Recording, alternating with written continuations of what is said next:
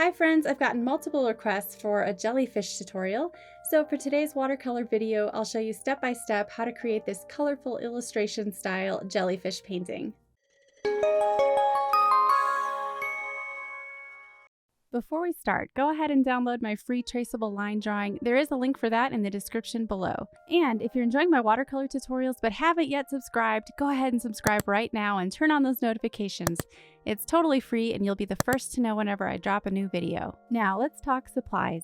If you want to get the same effects as you're seeing in this video, you will need 100% cotton, cold-pressed watercolor paper. I'm using the Strathmore 500 series paper, size 8 by 10 inches, and I've taped it down to my desk using painter's tape.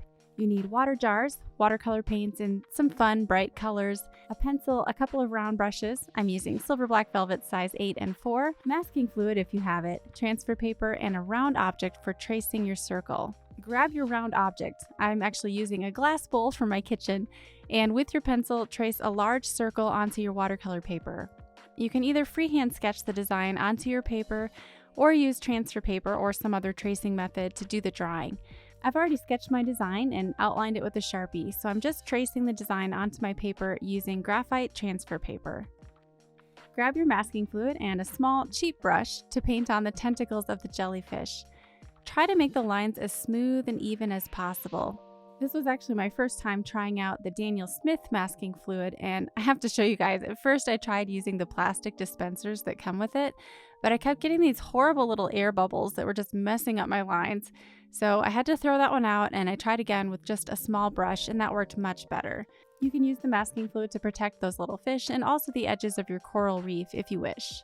Now, if you don't have masking fluid, there are definitely other ways you can paint on the white tentacles.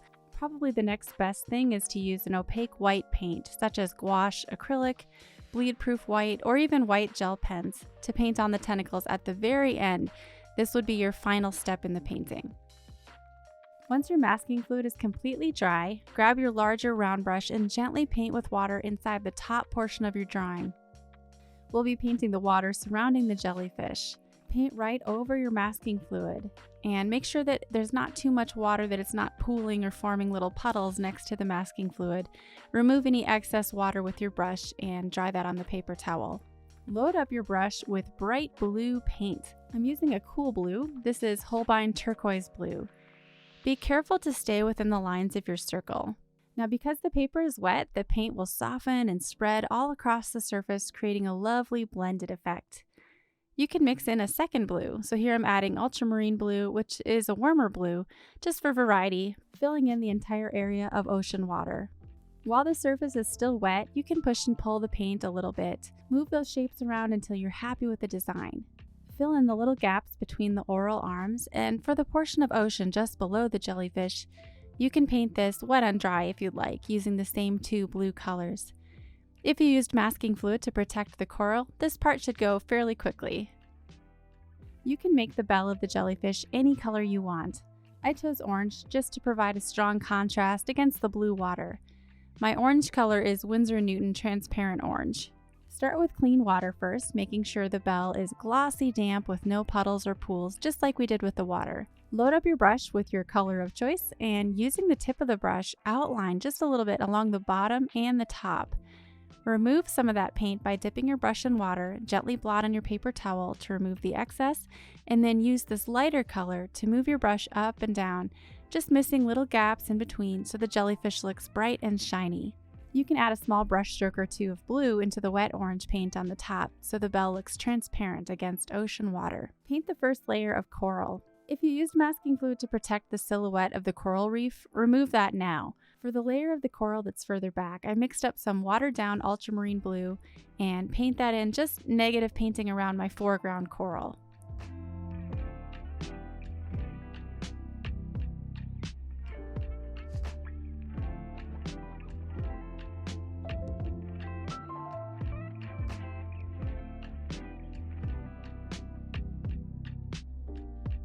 The next step is to finish the jellyfish. While your first layer of coral is drying, you can remove the masking fluid from the little fish. Paint the fish any color you'd like, I'm just using yellow, and then touch up any areas on the jellyfish that were covered with masking fluid. Remove the rest of the masking fluid from the tentacles, except for this one little strand that's overlapping the front of the jellyfish. For the oral arms of the jellyfish, I use pink. This is quinacridone rose by Daniel Smith, slightly watered down, and paint this in the shape of ribbons, wet paint on dry paper.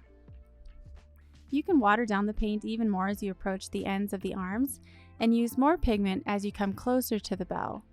Do a couple layers of pink to add depth to those arms. Next, mix up some purple using your pink and blue and add a couple curvy brush strokes of purple to the arms, keeping your colors darker towards the top of the jellyfish. This is helping it look like the bell is casting a shadow, almost like an umbrella. Paint the foreground coral. I'm choosing really vibrant colors for the coral, starting with orange for the first one. This is helping balance the composition with the orange bell of the jellyfish. I paint just a thin first layer, and while that one dries, start on the next one. The plant on the far right, I'm going to make bright green. I'm using Holbein Permanent Green number 1, but you can easily mix this color using a cool blue and a yellow. For this coral in the middle, I use pink. In between those bits of coral, I paint a darker mix of my ultramarine blue. This is adding depth and shadows to the ocean floor. Underneath the orange coral, I add a dark red base using alizarin crimson, or you can use your quinacridone rose, whatever you used for your pink color. And then be careful to paint around those bumps and branches. With that same red color, I add some shadows and bumps to the pink coral. Adding the second layer really helps the coral begin to look 3D. Coming back to the orange coral, I'm adding darker shadows using the same orange color. Be sure to leave some of the light orange exposed so that you have a strong sense of light and shadow. Boost the blue coral with another layer to help it feel more dimensional, and add a little bit of color to the white coral on the left side. You can also add dark shadows to your green plant by just adding little dark curved lines to the underside of each leaf. The final step is to add your finishing details. Add one more tinted wash of purple to the jellyfish if you'd like, and then you can finish painting those little fish. I'm just adding a few little stripes with blue, painting the fins orange, and dabbing on tiny dots for eyes. If you guys enjoyed this tutorial, please hit that like button, and if you decide to try this painting, tag me on Instagram at eolsonart. I'd love to check it out. Head over to these other videos for more watercolor tutorials on sea creatures, and I'll see you there.